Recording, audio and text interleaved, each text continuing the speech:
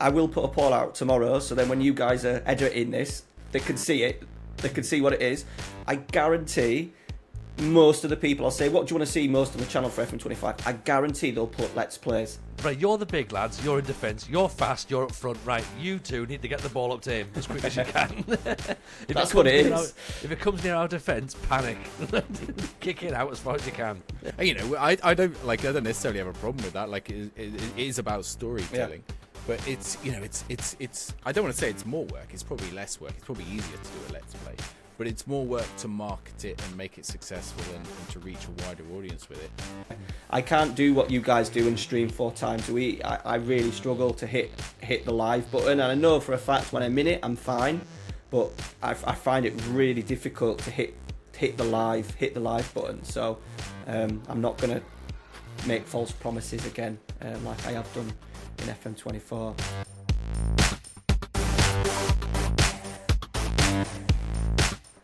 Hello everyone and welcome to another episode of the FM show. I am your host Tony Jameson, joined as always by the wonderful Si Maggio, and there is no RDF Tactics today because we do have to say congratulations to Aaron on the birth of his 3rd child, which we was talking about on last week's show. So Aaron's not here, he's having a well-deserved week off, but we have ourselves a special guest. We have the one and only FM Treq. Treq, how are you, pal? Are you well? Good evening, boys. I'm good. You?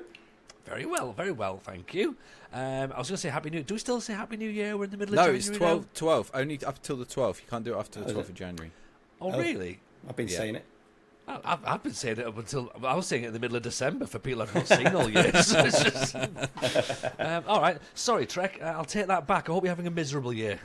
Well, it's right now. It is the most miserable day of the year, I think, when this goes out, which is around about the 23rd or 22nd of January, which is also my birthday. And it's the day. It's the most miserable. I think it's the Monday actually. It's the final Monday in January before people get paid. It's the most miserable. Oh, right. That's Blue Monday, isn't it? That's Blue Monday. Okay, so welcome everyone to the FM fact-checking show, where we get rid of all joy and happiness. So, Treq, are you miserable? No, I'm all right. I wasn't until he started saying that we're going to be miserable in 7 days. I was happy until that point. I mean, it's my birthday. I think I'm miserable on my birthday.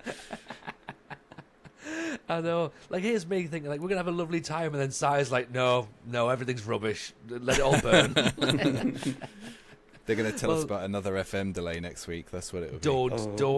Don't. This is a new year, new you, Si. We've promised this one, okay? We're trying to be positive. Treq, like I say, a pleasure getting you in. I know we've spoken a while about trying to get you in through the door and onto the show. How's FM24 been for you? Because we asked this for McKinn's last week, obviously given the fact that FM24 has been out for 36 years. How's FM24 been for you? And are you starting to flag a little bit? Yeah, I think the Christmas break. I wasn't up until Christmas. I wasn't that bothered that it was delayed. Actually, it didn't really make me angry. It's not my job, so that was one thing. And then I was kind of enjoying the game, so I'm not that overly fussed. But now it is getting to the point where I've had 2 weeks off and trying to get back into it. It's been difficult, but a Man United save always brings you back, like your own team. So I'm doing a Man United save at the moment just to get wet the lips a little bit and get the appetite going for FM25. But no, I've enjoyed it. I have actually really enjoyed it. I think I've been a lot more chilled. I haven't been smashing the videos and the content, so I've just been taking it and leaving it a little bit, which has been good. Yeah, I think that sounds the healthy way of doing it, doesn't it, Si? Rather than sort of like, especially for people who are not full time in content creation, to just go like, look, do what you can, have fun, and we'll come back to that, by the way. Put a pin in that phrase, please. Have fun, and remind me to come back to that and explain that even I'm aware that FM is now supposed to be fun. Yeah, I think it's the time of year where you can take a little bit of time. Like in terms of content, if it does support you financially, this is like the lowest point of the year after the boom of December because of ad revenues and all that, and people don't have spending money and things like that. So if you just take a little step back, plan your content, and actually in a way that this little delay works out kind of nicely for that. gives you a little bit extra time to think about it. If you're not a full-time creator, I'm sure it's hell. But for the rest of us, it's like, okay, I can just take a couple of months. You know, you don't get stuck in the cycle of like, right, September I've got to like start doing my pre-game stuff. October I've got to do like all the pre-game and the coverage stuff, and then, you know, start playing the beta, but we don't know when it's going to drop, and I've got to be ready at the drop of a hat because everyone's going to be dropping their content at the same minute, and you want to be the first one out there for whatever content you're going to do. And then you find out Lelujo's got like 500 videos on every topic under the sun already covered.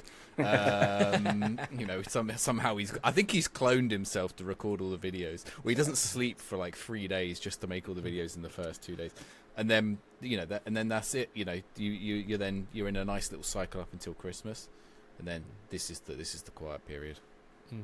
Well, see, this is the thing. So, like, everyone already had all the videos stacked up for, you know, how to install a skin, how to add face packs, how to change your kits. Now everyone's going to have to do it completely from scratch and going, how to load the game. Like, you know, where is what do you click now? And that's the thing. You can't get those videos done up in advance, can you, Treq? So.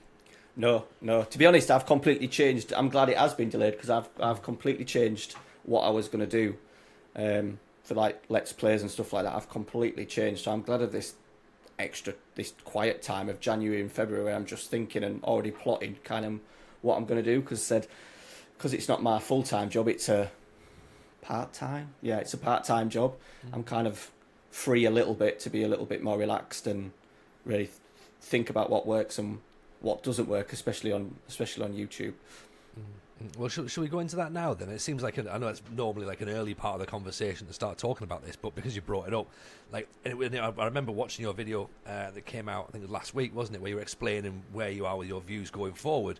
So let's talk about that then, because there have been a few content creators putting videos out, sort of saying that maybe some people are stepping back, some people aren't going to be as heavy as they were, some people have over promised and under delivered, and he's hosting a podcast right now, you know. And so where are you? What's your viewpoint and what's your standpoint going forward in this brand new game, in this brand new cycle? I think I need to be a lot more relaxed now. I've never really pushed myself to be full time. I don't want to, and I couldn't cope with the pressures of full time content. I like my job too much, to be fair, as well, so I probably wouldn't quit to be stuck in a downstairs toilet for even more longer of a day than I already am. So I've just kind of decided that I know what I need to do, what I enjoy doing. I don't get the views for the videos that I love doing, but the satisfaction that I get, especially on the last couple of videos that I've done of the comments and stuff, I think I feel more at peace with it. Whereas I'm putting in lots of work but getting positive comments, I think I take that over double the views and getting no comments. So it's just a little bit more of I've got a hardcore group. I know the money that I kind of want to be classed as a part-time creator, I can kind of hit that, so I can be a little bit more free. And trying to think of the new big Let's Play save just don't work. I would love to do what Kev and Jack do, and Loki Doki, and just bang out 5 videos, one after each other, one Monday to Friday, and do that. Not because it's easy or lazy, just because I enjoy that's the content I really enjoy doing, classic content, but it just don't work unless you're one of the big boys. So I've had to have a real rejig of that, and I just want to manage my football team. I want to manage York City with no tactic things, no save stipulations to try and as a YouTube hook. I just want to play what hopefully is going to be a new game. So I'm going to kind of keep that offline, maybe do a few season recaps, and then just focus on 2 quality videos a week. So if it takes 45 minutes, an hour video, then so be it. It's just me, just camera, talking about the tactic or training or whatever's hopefully going to be new in the game, and just going with it and not worrying about, I need to make this 20 minutes, I need to do this. I'm just going to just be me, and then I can sleep a little bit easier at night.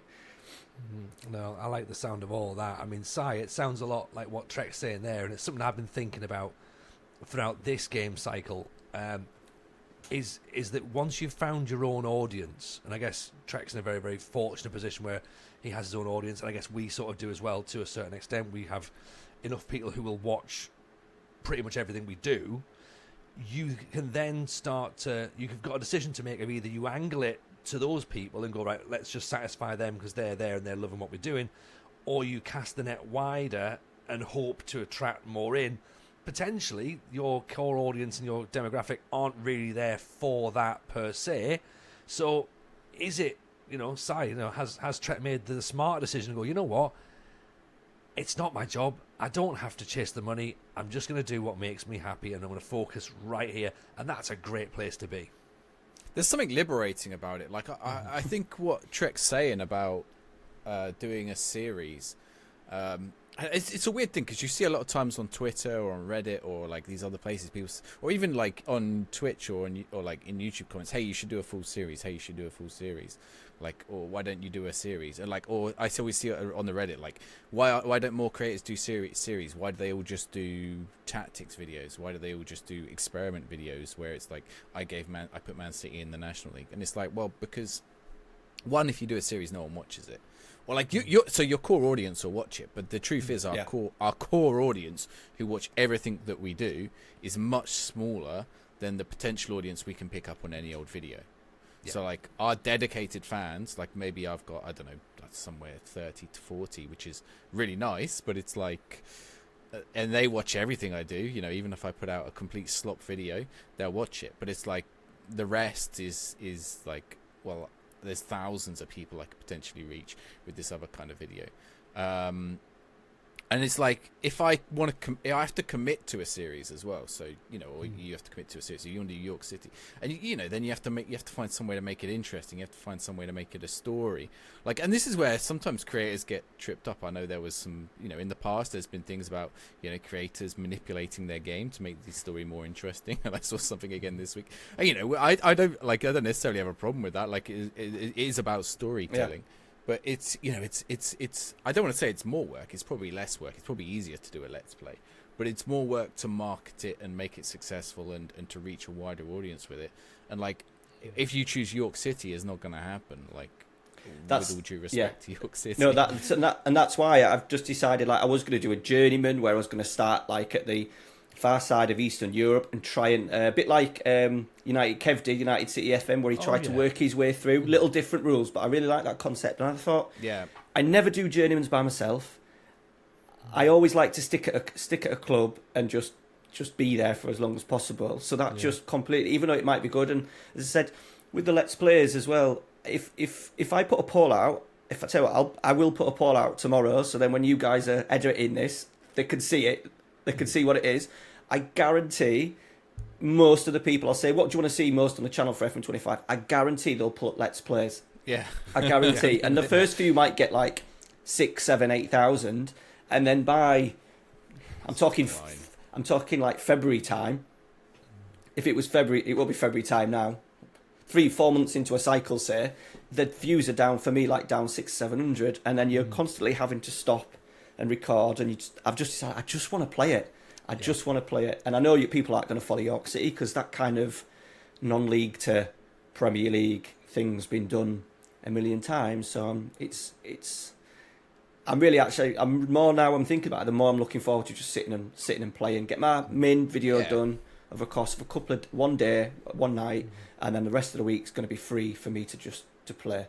And if I fancy streaming, I can just turn it on. I'll just, because if I turn the camera on, I'll get maybe 20 or 30 people watching on YouTube. And I said, if I just maybe do a quick 10-minute video so they're following the story a little bit. I've had an idea to do a podcast. Well, not a podcast. Me talking through the save. Yeah, and like an audio kind of story. So that's the idea that I might flirt with, because that's just me just rabbiting on, because that's what I like to do. I just like to talk. Be really boring, but some people love boring, don't they? There's a few people that love boring out there. So absolutely, I think as well. Like what you're saying there is brilliant. Like you've maybe undersold it a little bit by going, "Oh, people don't want to watch York City," but I think the lower league stuff, I think people do find interesting. And I should say as well, there'll be some people who maybe listening to this going, 8,000 views, and then they're complaining about having 500 views. And I understand that some people would kill for 500 views on anything, whether it's a YouTube video or a podcast or like 30 people to stream. Like I get that for some people that is like the absolute pinnacle. They've got to work so hard to get to that level. We're not dismissing that as nothing. Like we understand that it is still a large number. Yeah. You know, but when you look at the amount, what we're looking at really with that is we want to work out where those 8,000 people went at the start, and then where have we lost them? And it's really difficult to work that out with a Let's Play, because people, as you say, love the idea of a Let's Play, but it's really tough when you're 7 or 8 seasons in and you're brand new viewer to channel, and you go, oh, cool, what's the latest video? Oh, season 7. And they go, well, what's happened up to this point? I don't really know. And season 7 could be the best moment in your save, and your story, and story is going to be a key word again that we're going to talk about during the show. That could be the best moment in your save, but there will be some people look and go, I don't know what's happened for the previous 6 series. I can't jump in. It's not like TV where you can go back. Well, you can go back and watch them all, but you can't binge a Let's Play series, can you? No, you do get a few randoms. I'll often get I've had a couple for the Bordeaux save that I finished in the summer, I think, and you do get a couple of randoms saying, I'm loving this save, and it's like a really old one. So you do get them, but that number is so small, and I think when they realise episode 135, they realise they've got a long way to go then, or something to catch up. So yeah, it's just a case of trying to get that balancing act now of doing what I think I'm better, because I'm not as good as Jack or Leluja at doing that style content, because if I was, the views would be better. But what I do think I'm good at is the tactical side of it, so I need to marry the two, where I kind of do my bread and butter, something that might help grow the channel a little bit, but then really make sure. I haven't enjoyed playing the game this year up until playing Man United, because I'm not really recording it. I'm just going to do end of season recaps. This is the moment that I've really enjoyed spending. I spent all last night trying to sign a striker, literally hours, trying to sell one, get one in, and I absolutely loved it. And I'd played about 3 days, and you can't do that when you're doing Let's Play. You need to get 5 videos in 3 hours. Can you tell us who you got? No one. Oh. I was supposed to get Osherman. I had Xerxes go into Inter, and then Osherman come in for 64 million, and then he signed a new contract. He signed a new contract with a 48 million release clause, but he don't want to talk to me, so I'm left with Xerxes and Hoyland at the moment. This is the most Man United thing in the world. And the irony is, on a Let's Play, that is a brilliant bit of content for that story that, again, you just can't tell now. So, but I think, again, there's some really great points there, isn't it, Si? I think we've all been maybe guilty for what we do with podcasting and streaming and YouTubing. When you play the game, you play it with that content creator mindset rather than playing it as a fan, and it forces that relationship differently to how you play the game. And I think we can all get a little bit stuck in going, well, I'm going to play this save because that's going to be really good for my channel, or I'm not playing that save because, well, the views aren't going to be as good if I go manage in Indonesia, but it might be so much fun, and Indonesia is a lot of fun, by the way, and I will definitely tell people to go and play in Indonesia. But you will get people sort of going, oh, well, I'll just do the Premier League because, loads of people will watch that and it's familiar, and you can see that they hate it, they're doing it. And I've done it. I've been in saves and I've just ended a save that I was clearly hating, but I was doing it because I felt like I had to. So I think now is the time to start enjoying FM, especially if FM 25 is this clean slate. We're all going to need to get to know it. We can't just autopilot like we do now. Yeah, absolutely. I think so the way you said that, actually I was thinking, how do I play it differently? I was thinking, if say I'm doing I've taken over a non-league team, Tamworth, right? I think they might be too low at the minute, but Tamworth, let's say. And actually Tamworth's not, I know why Tamworth's in my head. Let's choose a different team. Leamington, right? Let's say I take over Leamington. And I take them up to League One, 4 seasons. I think it must be 4 seasons. And then I get offered the Man City job, right? I think if I'm playing on stream, I don't take the Man City job because that's easy mode then, right? But if I was playing my own save, I might just take it because it's actually that's if I got offered the Man City job, I'd take it. I can win. It depends how close I felt with the Leamington team, but certainly if I'd moved around a few clubs, If you don't want to jump to Man City season 4 or whatever, but if you're doing really well and you're playing on your own, I might do that because I feel it's fine. content-wise, no one wants to watch me dominate the league with Haaland week in, week out. They'd rather see me, making progress with Leamington up the leagues. So I think, it does change the way in which you approach it a little bit. I think, other things like I would try to avoid. Well, I try to avoid doing the big clubs too much, but also, I try to avoid the obvious signings, right? One of the reasons I'm doing the Bilbao save right now is because it forces me to not just go sign one. Like, I can't just go like, right, let's go get Rooney Bargi, let's go get whoever else, like Prestiani, and just sign all the Naipan and sign all the Wonder Kids, because I can't do it. So it's kind of nice that it stopped me from doing that. Same way when I did Belgium. Yeah. I was like, because I feel like I've got the meta of the game in my head now. I know who the Wonder Kids are, even if I don't look it up.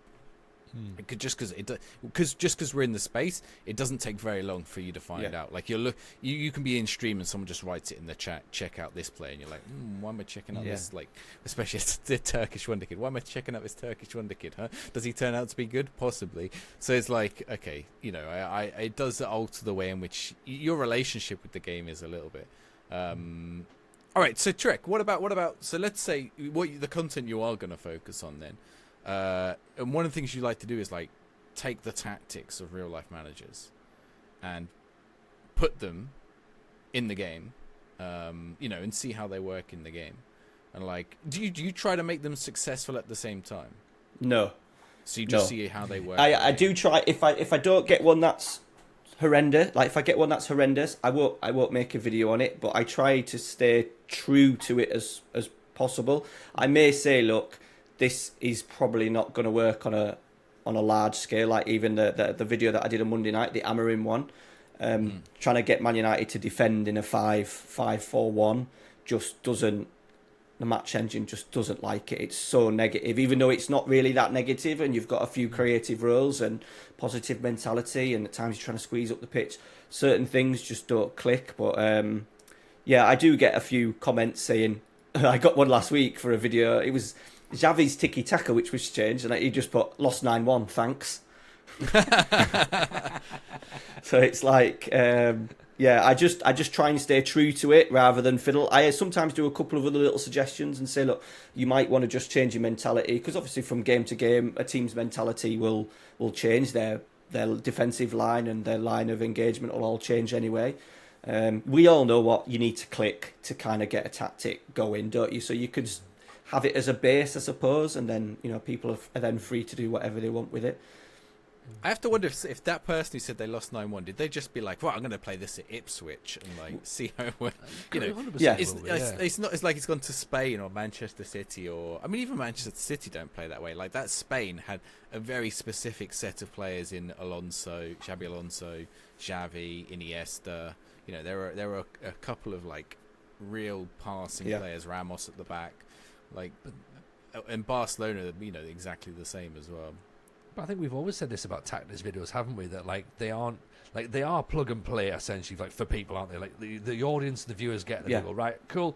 Like Aaron said loads of times on the show, he puts a tactic video up. He realizes everyone skips straight to the end, downloads the tactic, and doesn't understand why it doesn't work.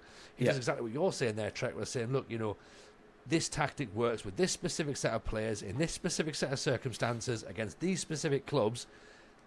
All you got to do is have one player different, and it's a different tactic. It don't work. Like if your opposition suddenly decide to not pressure you, then if you're pushing forward, then it's like that's not going to work.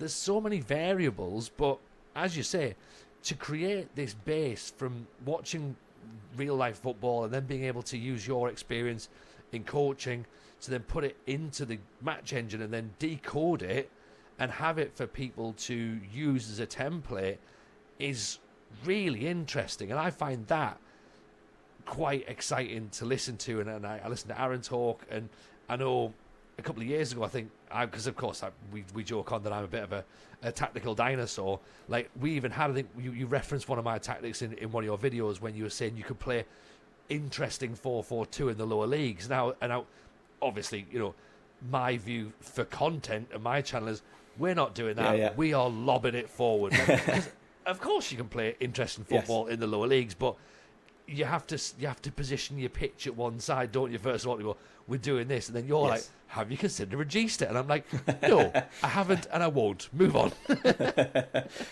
But that's it. That's just relevant. But that's like real life football. That's what some like. If you go down to the lower leagues, like our boys York City are literally the best team in football in non-league. They are absolutely amazing. But then Tamworth, who we played at the start of the season, complete Tony Jameson ball, and that's sometimes what makes non-league more intriguing. That we still get those imbalances of tactics and teams. And all I try and do is I am going to put a disclaimer. I've decided that I'm going to do some kind of comedy disclaimer at the start and just say this is not going to win you games of football. I think my crowd has started to realise that mine are not plug and play in terms of you put the tactic in and like off you go. It will do wonders for you. I'm starting to hope. Obviously, when the new game comes out, you get a lot of new eyes. So I am going to have to try and put some kind of like disclaimer saying this will not guarantee you the world.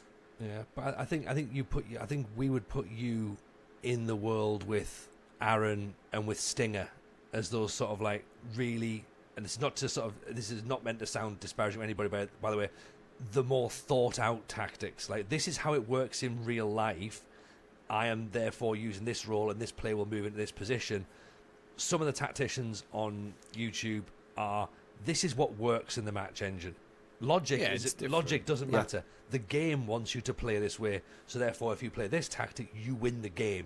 And that's how I separate those two. So I have yourself, Aaron and Stinger in this camp over here, and then I have the game tacticians over here. Does that make sense? Does that seem fair? Yeah. No, that's fair. I think like GYR, I get on with Gareth quite well, GYFM, and his tactics are to win the game, and Josh Daly as well. Like, his content's top because people are watching it. It's horses for courses. You do what you're good at, and it's just, as I said, it's just, especially this year, we're going forward. I've decided that I really enjoy spending hours flicking through stats and watching replays of teams, and I get, for me personally, because it's not my job, I get so much more enjoyment, and I do think I'm learning. Not as I suppose I'm not developing as a coach because I'm not coaching per se at the moment, but I feel like me watching games and reading threads and blogs and stuff is helping me on maybe a longer term maybe project that I might do in a couple of years' time. So it makes the game. I couldn't tell you what the best tactic in FM24 is. If you told me to set up the best in-game tactic, apart from putting a high line in, I could not tell you apart from central midfielder on attack, because that's my favourite. That's my favourite FM role. You know, when I'm cheating in the game, when I try and shove that into a tactic to get it to work. Apart from that, I could not tell you the best way to win at FM. I honestly couldn't, because I've stayed away from not trying to break the game, but try and win it by just creating something that's going to guarantee you to win. If like let's say. Well, I think you've done Anarim, haven't you? Man United's new manager. But let's say you wanted to do a tactical recreation of his style. He was at Lisbon, right? Sporting Lisbon. His tactical style at Sporting Lisbon, and apply it to Manchester United. That is what you've actually just done. But that's the one you've just done? No, the recent one was just the last two games. Oh, the Man United games. Just because they've changed how they press. So I was trying to get that working in FM, which was really tricky. So what's the process by which you identify how they're playing? Because the formation screen you get at the start of Sky Sports is normally wrong, to be honest. So how do you, are you watching the match? Yeah. Is it mapping the players out, looking at heat maps? Looking at past statistics, watching bits of the game to see what they do when they're on the ball. So for FM23, I had access to Y Scout. I managed to pay for that for the year, which was about £300, and I got it as a joint birthday and Christmas present for my mum and dad. So that was amazing, because that was enough just because obviously on Y Scout the stats are okay, but it's more just the video analysis. So I would literally write out the team and then go onto their profile and just click videos, and then you can click on the team's video and it shows you how they build up, what they do from goal kicks, where they're getting their attacks from, and literally everything. And you just watch games. It highlights the player. So if you click on, say, Gyökeres, in every highlight, it will highlight him and it'll track his movement and stuff. So that was a really good way. And then I have a friend that used to give me access to StatsBomb, which is an absolute OP. Like some of the numbers in there, even I didn't understand. I think it's about 15,000 a year or something like that. So I managed to get a password from him to use that. So that was like really useful. But the club that he's at now don't use StatsBomb. So I'm back amongst the beggars, trying to just go on to everything I can. So, like the Simeone video I did before Christmas, that was literally just going onto YouTube and watching as many highlight reels as possible and just going over them over and over. Just the issue is you can't get full games, but you can get enough to kind of get a grasp of what they're doing, and you can go into things like SofaScore, WhoScored.com, FBref, and you kind of just put it all together. So I'll go look at a heat map of a certain player, and that'll tell me his average positions, and then I'll go watch the clips of what he's actually doing during that game and what it looks like, and then just try and put the two together and just think of what role suits that. It just takes a lot of work. It's not that difficult. I don't think it's anything flash. It just, as Stinger says, he don't like to do them anymore because it takes up too much. It takes up too much time. But for me, I really enjoy it. I sit on a night, iPad, watch videos, write a few notes, take a lot of screenshots on my phone, Twitter threads, read a lot of Twitter threads and stuff, a lot of links to sort of like people that do analysis, Coach's Voice do good ones of people break down games and stuff like that. So it's just trying to find as much info as possible, and then just trying to put it all together. I think it's as you say, it's that research element, isn't it? Like, because you want to do it properly, which again might sound really silly to say, because you want to do it properly and you want to give authenticity to it, the amount of work you've got to do to get it to that level, as opposed to, well, I had 3 strikers set up on my game, all as advanced forwards. Well, it turns out if I have all of them as advanced forwards and I put another player behind them, then that's going to get me loads of goals. There you go, that'll do. And just it's so much more work for a very different output. But that's where, I guess that's what sort of splits people in it, isn't it? Really, you're not just gonna get into it if you don't want to see the outcome. And I think that's the thing. I think you can't fake that, because I couldn't sit and do that. Because I would be like, first of all, I'd be out of my depth for a start, going like, I don't even know where to begin, like where I'd even begin putting this together.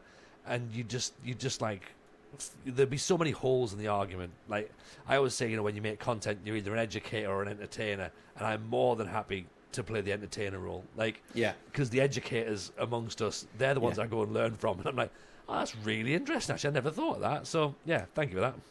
Yeah, I've realised you've got to pick a lane with that. The entertainer and the educator one is bang on, and I've decided to go to. Nothing makes me more frustrating when someone doesn't watch most of my video and then asks a question of why is this player doing this particular role? Have you got this player at this position? And it's like, oh, it was something about Bruno Fernandes because I had him as an AP and I tucked him in instead of playing wide playmaker, and it's like just watch the video, but people still want that entertainment, that quick.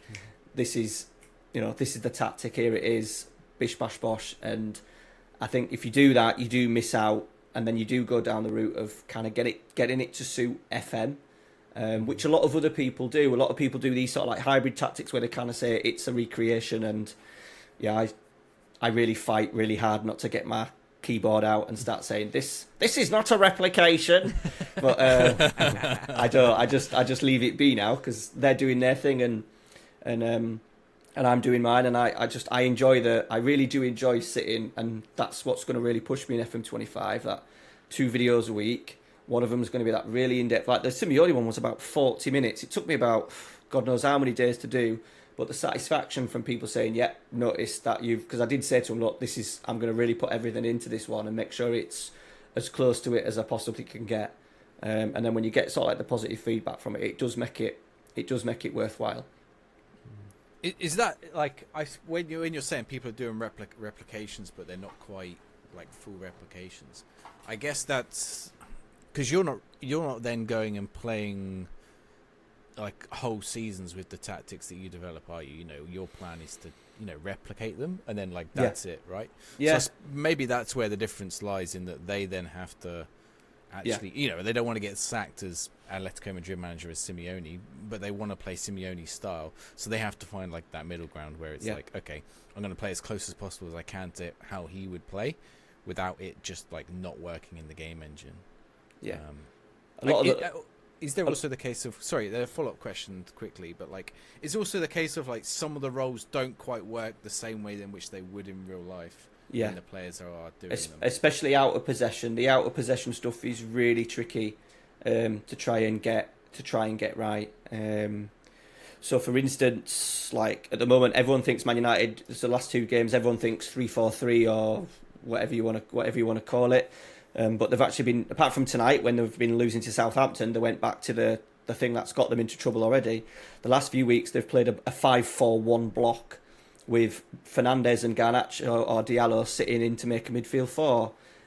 So you would naturally think Fernandes would be the left-sided midfielder, maybe a wide playmaker. But then when you go into the game, it just doesn't work. He stays, even though you ask him to sit narrow, he stays too wide.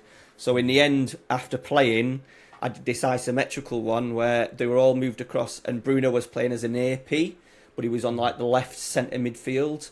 So that's where it's maybe a little bit different, where I really do try and make it as close to the real thing as possible. And look, sometimes it works. I think Bruno scored 28 goals in the season that I've just done from that position. So sometimes it does work, but a lot of the time, especially if you start looking at low blocks, because a lot of teams now drop back into like not low blocks, but definitely mid blocks, which you can kind of get away with in FM, but you know that it's not going to be successful as much if you just ramp it up a little bit and click that counter pressing button.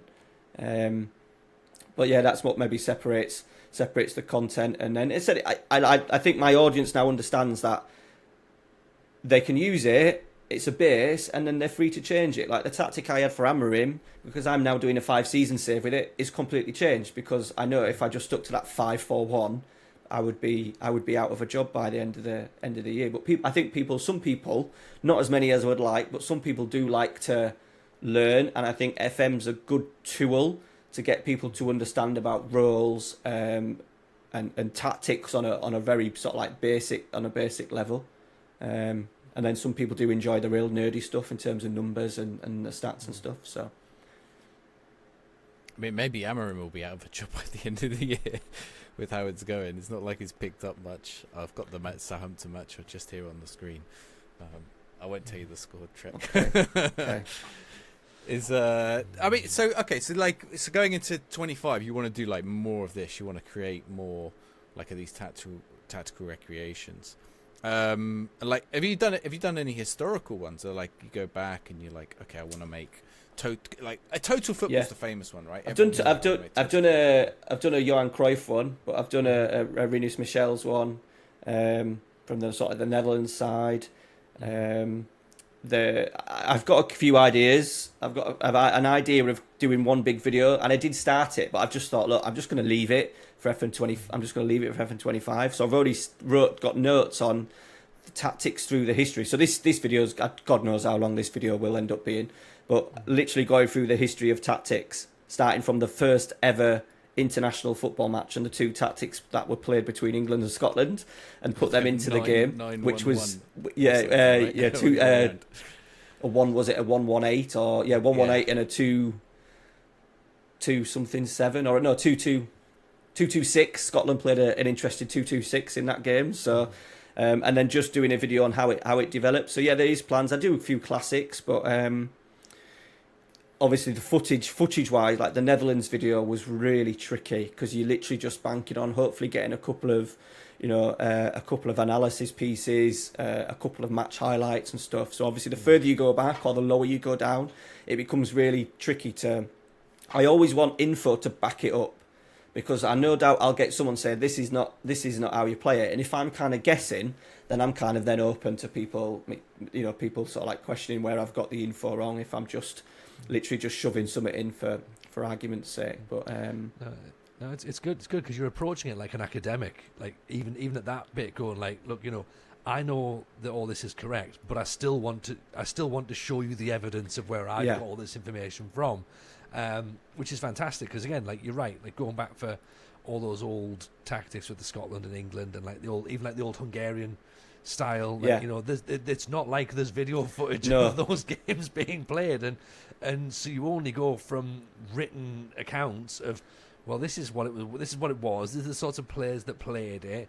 You kind of got to try and fill the blanks in yourself and go like, right, so what did these players look like? What was their level of athleticism? What was their skill level like? Like, how did they play football at the time? So there's a lot of bits you got to try and fill the blanks in yourself. And yeah, as you say, we live in a digital age where people go, actually, I think you'll find, and it's like, no, no. Oh yeah, that's what I'm waiting for when I do that first video of the first tactics in football, and someone questions why I've got pass less on or something like that. And there was no such thing as gegenpress back then. Yeah. But yeah, I'm really looking at the Hungarian one's part of that video as well. And I've obviously read a few books when I was on holiday, which has kind of whet the appetite for just doing some and you know, once again, they don't have to be like the Patreon stuff is where I get a lot of my income from, and that's people downloading tactics. But I full well know that no one's going to download the England 118 tactic or whatever it was. I can't remember what it was, off 217. I can't remember what it was. But no one's going to download that tactic. So it's more about just creating a little bit more content that necessarily doesn't need to be right. I need to do that because I want someone to become a Patreon or whatever. I just feel like it might be an interesting video.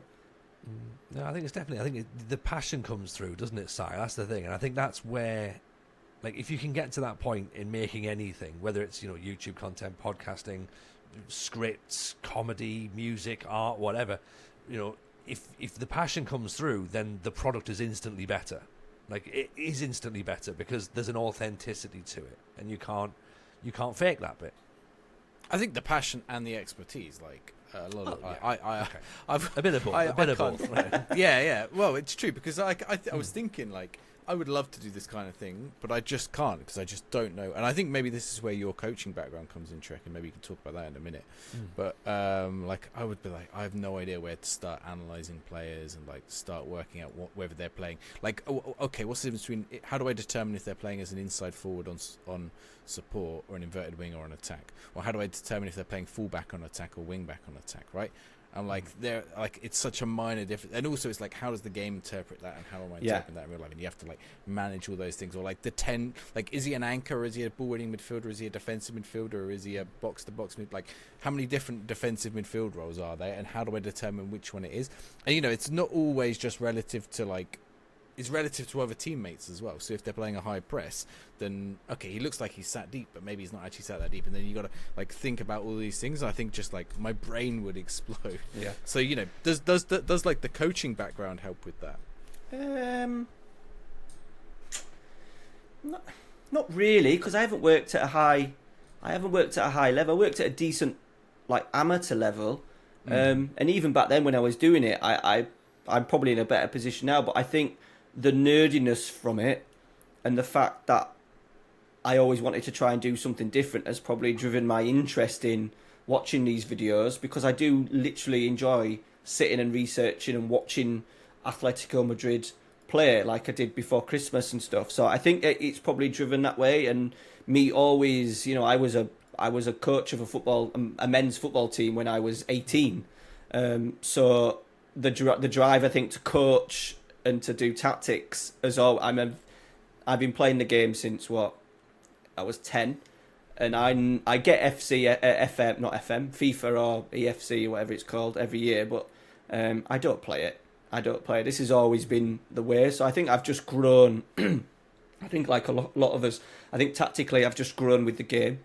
And now, because there's so much content out there, there's a little bit too much content, especially on Twitter with the tacticos where they go through. You know, I'm not one of those where I really grab a hold of it and go through every minute detail. And as well, it doesn't translate well into FM.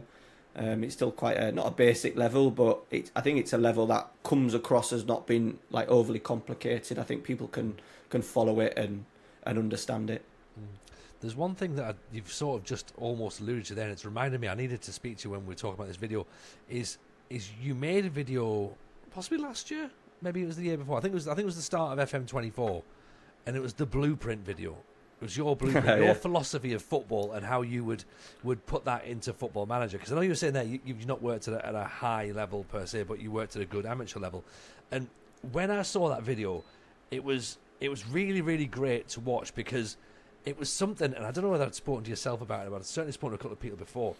I was looking at trying to do like little interview bits on my channel of finding what people's philosophy was in FM, and could you actually put it into the game. And then I saw your piece and I was like, I don't need to do that, because Treq's just nailed it. Right? That is the bit that I had in my head. And I just talk through the process as to how you came up with it, what made you make the video. We'll link to it. If you've not seen it, by the way, anyone who's listening or watching, if you've not seen it, go watch it. It is genuinely brilliant. Okay, I think it's 70 minutes long. I'll just warn you. I'm sure it's about, because that was another video where I'm just going to make sure I do not leave a single like stone unturned with it. So basically, the idea was, when I started YouTube, I needed a break from football because it just got to. I was literally managing teams on a Saturday and a Sunday, did all the promotion, did all the marketing, did all the coaching, looked after all the junior teams, was in charge of like 20 odd junior teams, and it just got too much. So I decided to take a break. I then had to work Saturday afternoons, and the thing was that I was going to work on YouTube until I got enough money to take Saturday afternoons off, and go back to managing and just take a little bit hit in the wages, and the YouTube will cover that. And as the seasons goes on, I now watch the teams that I used to kind of half manage play at the school that I work at, and just constantly not taking notes per se, but sort of like just noticing things of that you see from games. You watch games completely different when you're managing compared to just having a really unbiased position. And watching how teams, we had my coaching position in pre-season. I looked after a team in pre-season. My coaching position was behind the goal, because you get a really good view of how compact, in terms of narrowing your team in, how compact your team were. And I used to just stand behind one of the goals and just watch games. And from that, I've kind of thought, right, well, if I do go back to it at some point, this is what I'm going to do, because I want to do it a little bit different. I've kind of realised, what works. It's not a professional, it's not a professional football tactic. It's what works at a local level.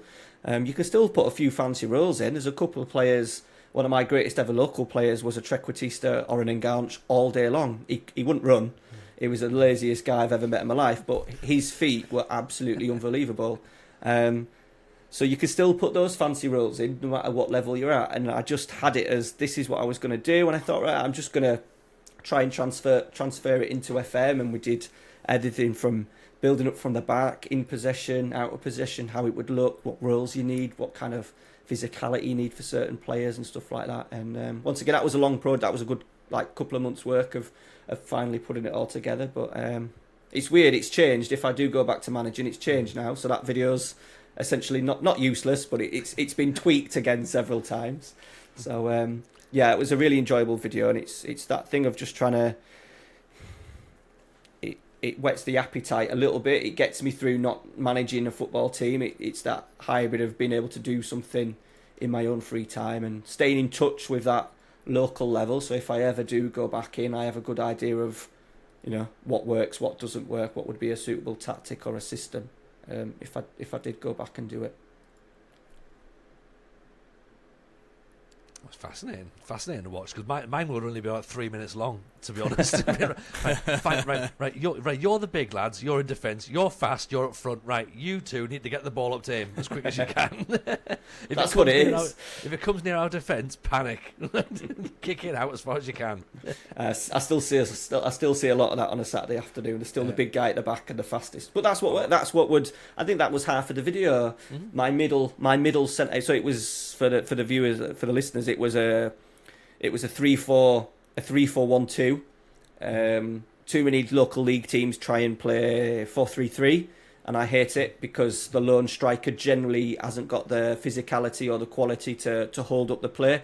They might be good at going in behind, or he might be a big lump, but trying to connect and try and get the wide players to connect or track back. As soon as you say to a right winger, you're playing 4-3-3 today, they don't backtrack. So the idea was to always get two up front, kind of a big man and a little man. Middle centre half would be classic classic local league number 6 kind of player. Sorry, number 5 should I say? Sort of like that brute of a centre half that we've all been kicked by on a Sunday morning. It would be that. So it's not as if I'm thinking of putting a beautiful tactic together. It's trying to find realistic profiles that that we associate with sort of like local league football. Yeah, I always say to my defenders, if you've taken a second touch, you've already made a mistake. Do you find that some people would look at that and go like, it's Sunday league football, why are we not playing 4-4-2? The opposite. They the team like that I looked after in pre-season, I looked after my old team in pre-season, just did a bit of training, and they said that we'll get to put some tactics together, some basics. So I got rid of the 4-3-3 and went back to 4-4-2, because most teams defend in a 4-4-2, and the out of possession stuff in sort of like local league football, I think is more important than the in possession stuff, because the out of possession stuff, if you can get it right, it works so much better. Like I can't get the 37-year-old father of 5 to make sure that he's fit enough and improve his technique at the age of 37, 38. That's impossible. But what you can do is be a little bit more organised off the ball. So it's the opposite. When we went back to 4-4-2, some love it, and the other half, as you can imagine from local league, were like, what the fuck is he going on about? So yeah, it was weird, but that's the sign of the times where most people have copied what they've seen on the telly without really thinking about how it then replicates at a real amateur level. Yeah, I've not been to watch Sunday League football, but I imagine if I do go to watch Sunday League football in the modern era, and I see a centre half trying to take a goal kick, I think I'm going to start a fight. I think I'm going to have to... No. Like, the goalkeeper is the one who takes the goal kicks. He's got a different coloured shirt on. You're a centre-half. Get out of that penalty area, right? Ball's meant to come out of the penalty area. Stop messing about. Being silly. Grow up. Sorry, we did that in pre-season. Sorry. I hope you conceded. I'm sorry. Si, you're going to have to bail me out here. I'm digging myself a hole. I'm all for... Like, the goalkeeper isn't there for kicking. The goalkeeper's there. 100% they are. The goalkeeper is there for kicking it long and using their hands. That's all they're there for. If your centre-back can kick it longer than your goalkeeper, then why not use your centre-back? Who's then going to... The centre-back's not going to run forward. He's playing everyone onside. That's true, but like, hopefully he kicks it long enough. You're taking more things away from the goalkeeper. They've got very little to do anyway. Well, maybe the goalkeeper has to. Maybe the goalkeeper has to run forward. Maybe the goalkeeper stands further forward, and the centre back takes the goal kick. The goalkeeper's and out of then area. the offside rule mistake. is still in play, and totally the goalkeeper won't get lobbed, and the ball ends up in the back of the net. That would never happen. Disgusted at this. I'm disgusted. Luckily for the team that I was looking at, to be fair, the goalkeeper is outstanding with his feet, and really he couldn't because he's too lazy, and he won't be listening a little bit on the big side. But he's technically, when they take penalty shootout, he's one of the 5. So him being comfortable in possession, he can ping a 30-yard ball out to the wing back absolutely, like no problem.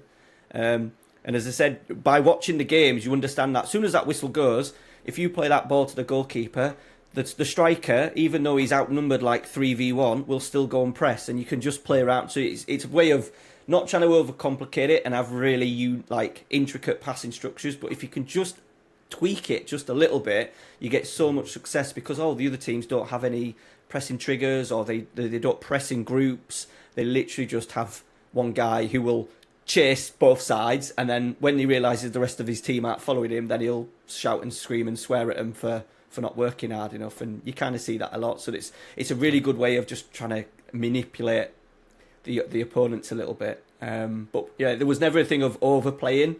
It's just something to get to sort of like initiate a press. And some lads love it. Like when you tell them why you're doing it, and you're trying to not, if the goalkeeper starts with it and he plays it to the right centre half, that then allows the team to come across and it cuts off a passing option. Whereas the centre half does it to the goalie, then the goalie's got 2 options. So then it's difficult for the striker. He'll go press the goalie, and then you've got 2 outs to play, and you can go either side. So just little things like that. And I said some love it. Like the two, to be fair, one of the centre halves absolutely loved it, and then the other centre half was, I could tell he was thinking, you're a dickhead. Get me my manager back. Get me my mate manager back. But that's the way it is, and that's that it's a little thing that puts me off going back in. That it'll either be fantastic or I will be sort of like shouted out of a team after about 3 months because they don't get it. So player recruitment would have to be, if I did go back in, player recruitment would have to be very, very niche. I don't think I could go in with the sort of like that group of lads that you sometimes see having a fag before the game on a Sunday morning. That wouldn't work with me. Did you ban ketchup as well? No, just like drink and drugs on a Friday night. That's normally my thing for a lot of the lads. You know what I mean? Just drink and stay off the. If that's your rules, if you could just avoid them for the weekend, that would be great. To be fair, on the Saturday as well, win or lose. But like before then, yeah, just trying to get lads out of bed nowadays is a test among itself. That's stuff that we didn't have to put up with as much. The lads, when we were playing, lads would do all sorts on a Friday night and then still turn up. Nowadays, they just don't turn up. But that's the youth of today, right? Yeah, absolutely. I took eldest Jameson. He's on his well. He's not into football really, but he's starting. He's going like little kickabouts and stuff. And we took him to we had to move him from Saturdays to Thursday evenings.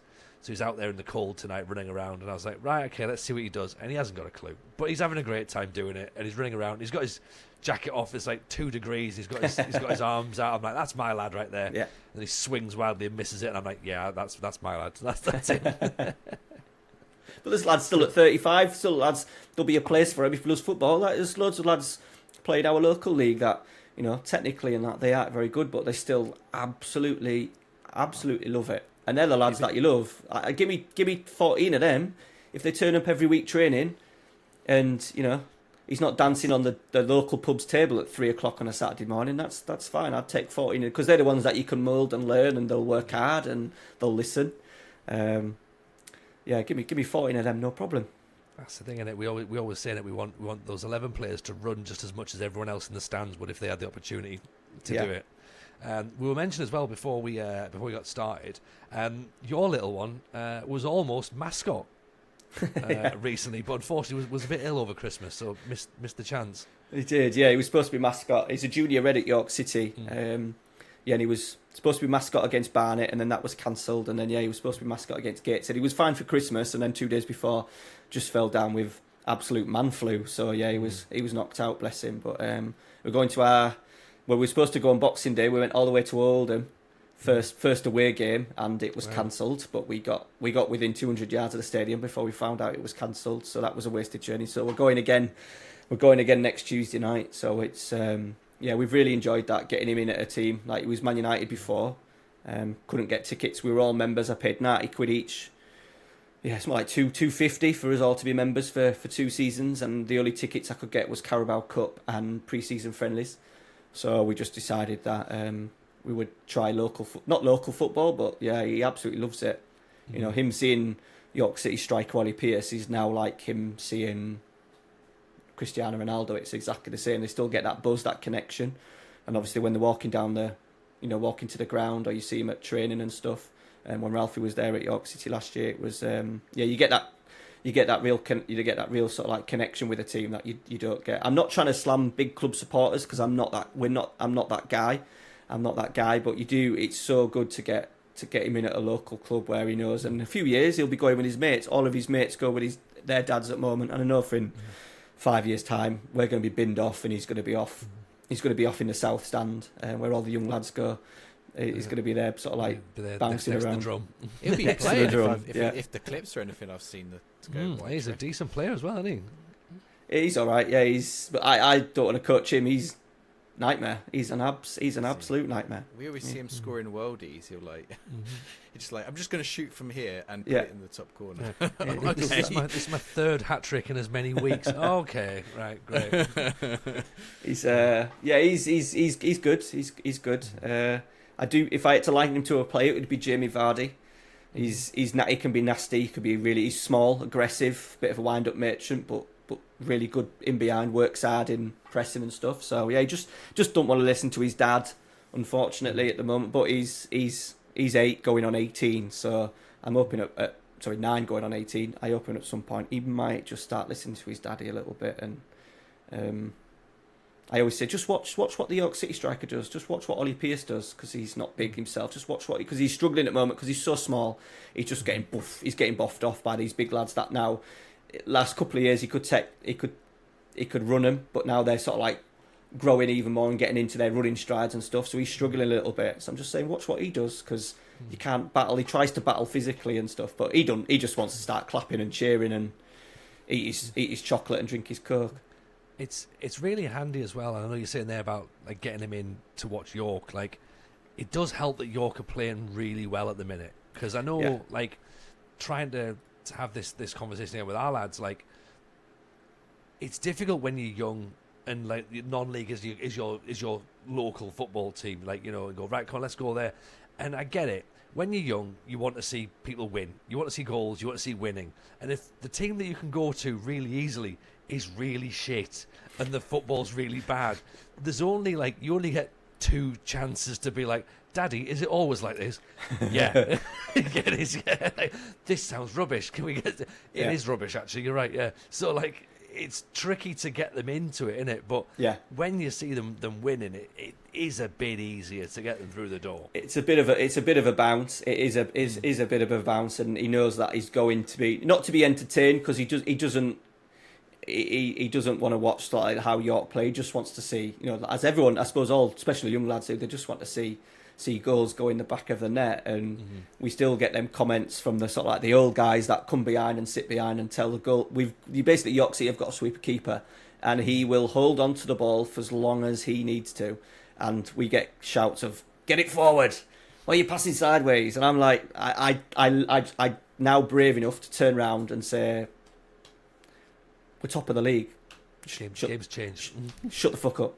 We're top of the league, because we've been a basket case for years, and it takes a little bit of a change, especially at that level, because it has been, you know, 4-5-1s, 4-3-3s, but very rigid, big guy up front, and you know the manager is like, we've got inverted wing backs, we've got a half back. I did actually a video on York City because it's mint in FM. The tactic goes into FM absolutely beautifully, because you've got inverted wing backs, you've got like a deep line forward up front who links play, 2 wide wingers. It's really exciting. And then you just try see things, and then try and put them into FM. I think that's what I'll enjoy doing, watching a game and think, oh, I wonder if that'll work. And sometimes it doesn't. The Bournemouth one I'm struggling with at the moment. That one's been really difficult to try and get going at a point where I think, you know, I'm not going to do a video and say this is the Bournemouth tactic and show you the results, and then it's got like 20 red circles all on a line on the fixture and results page. But just trying to see things and constantly put them in. And it said it's nice to see York and seeing it live, because you know we don't get to see this. It's amazing what to see, you know, and watch what other players are doing. I keep trying to tell him what's the striker doing when when the ball's at the other end, but obviously he just wants to follow the ball at his age. But yeah, it's good.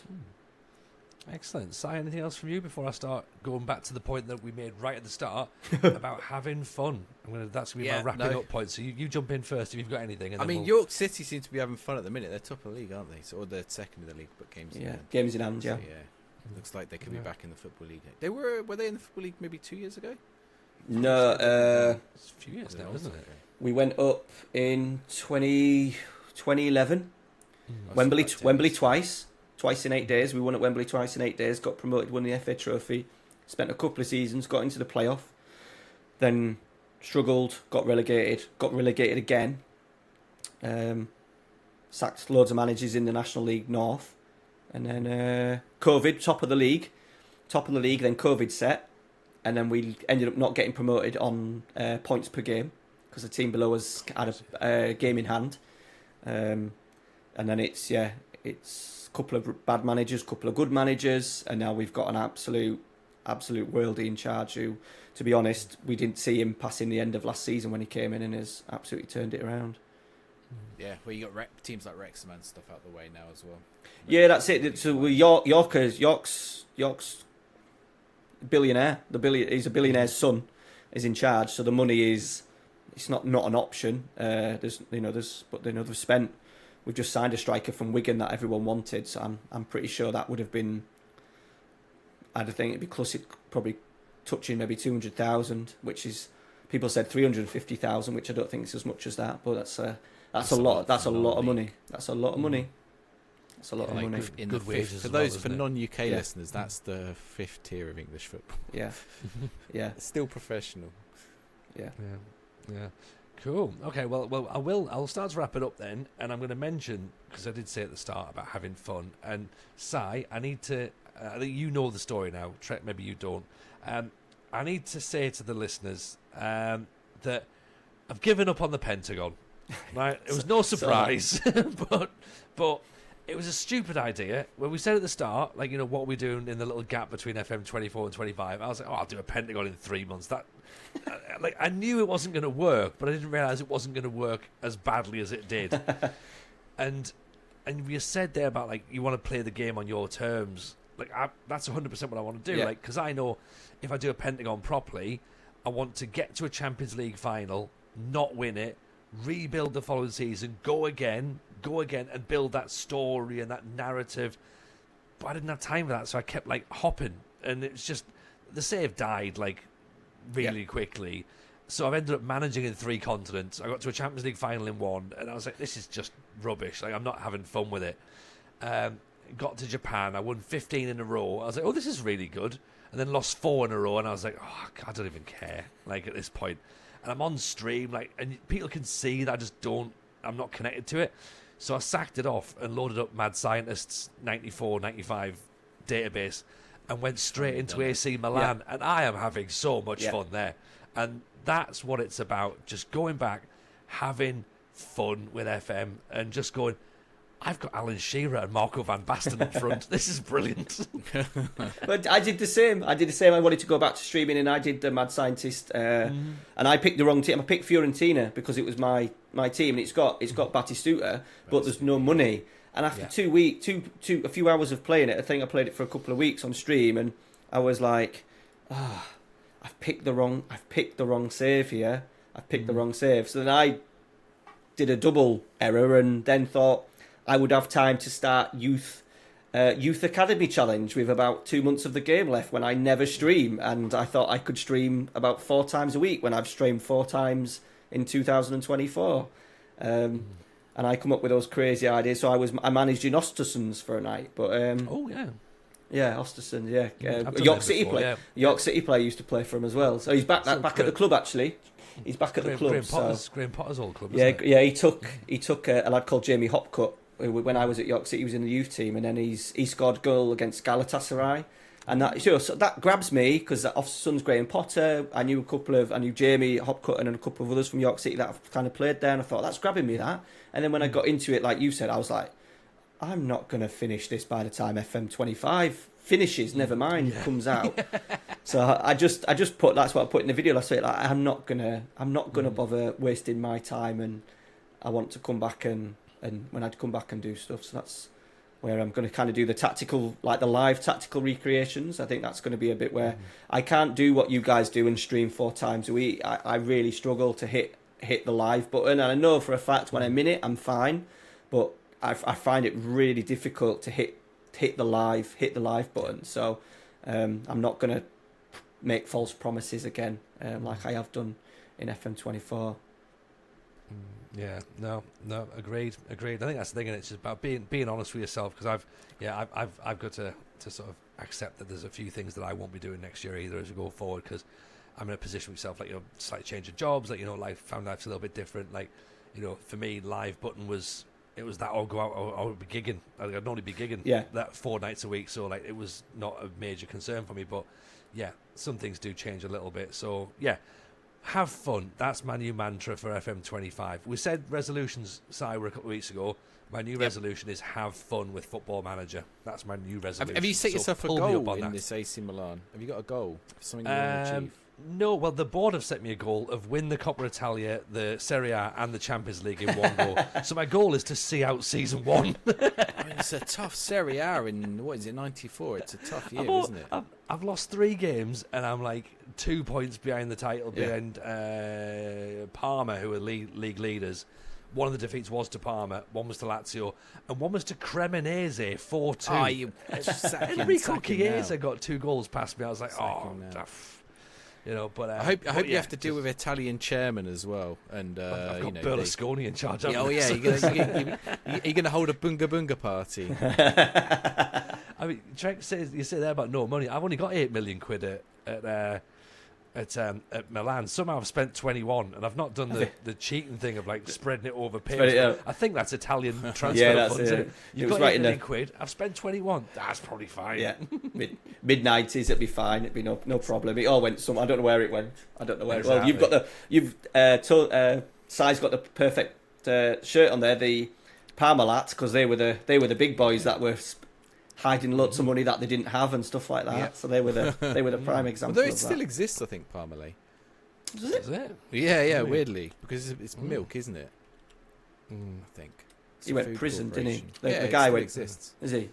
Because I think they still sponsor the shirts as well, or they still sponsor something. Oh, I don't know. But yes, you're right. They did. Yeah, we'll have to discuss that on 14 billion hole in the accounts. Europe's biggest bankruptcy. There you go. Yeah, that was it. Yeah. There's a challenge for next year, isn't it? Bankrupt a club completely. Yeah, maybe not. Treq, if people have enjoyed listening to you, and they will have done, by the way, and they want to come and check out more of your content, where can people find you? Where can we signpost them to? Trequinho on YouTube. Sorry for the spelling, but if you put TREQ in Treq, I will appear. FM Treq on Twitter, and then I'm going to do my York City save. I do want to have a product out there, so I am going to be doing a podcasty style, me just talking through the save. I ain't got a thing for that, but if you follow me on my socials, then if you want to follow that boring non-League 2 Champions League with no rules, just me talking about the save, then that'll be definitely out on FM25 as well. Sounds cool. Si, if people want to find anything from us, where can they find that as well? At the FM Show Pod on all the socials. You can email us, the FM Show Pod at gmail.com. And you can also follow us on Patreon, patreon.com/the FM Show Pod, where if you want to follow from as little as, is it £3? It's £3, isn't it? It's £3. It's £3. And there's free trials or whatever. If you can follow us actually for free on there, so you can even if you don't want to pay, you can follow and you can see what updates are coming through the Patreon and all sorts. And sometimes it gives you a little discount if you do that. So do that. Go follow us on Patreon. If you'd like to become a member, you become a member from as little as £3, and you get extras like we're about to record. And Tony, there is also some merch. Got merch, and I'm gonna do, and the lads don't know this yet, I've ordered us a bit of merch each, so we can all wear a bit of merch on the show. So I'll get it sent as gifts. We've got t-shirts, we've got FM Show t-shirts, sweatshirts, hoodies. We've got my personal favourite, the FM Legends t-shirt. So the kind of like Beatles style ones they've got. So it's got Kerr, Adu, Kallstrom, and Zigalko. So it's like, you got to have one of them. So if you haven't got one of them in your life, then you're missing out. So check the merch link on the YouTube video. Don't go searching for it on Google, because I messed the web address up. So let's just ignore that bit. I'm going to end up having to pay for brand new domains. I did it in a hurry. But the merch looks class, so get yourself some of that. And again, Patreons get a little bit of discount. Treq, it's been awesome chatting to you. Thank you so much for coming on. We'll definitely get you back in 25 to talk some more stuff. But we're going to go on to Patreon now. We're going to start talking about some more things. So for everyone, thank you very much for listening. Hope you all enjoyed it. Take care of yourselves. Stay safe, and we'll see you on the next one. All the best. Bye now.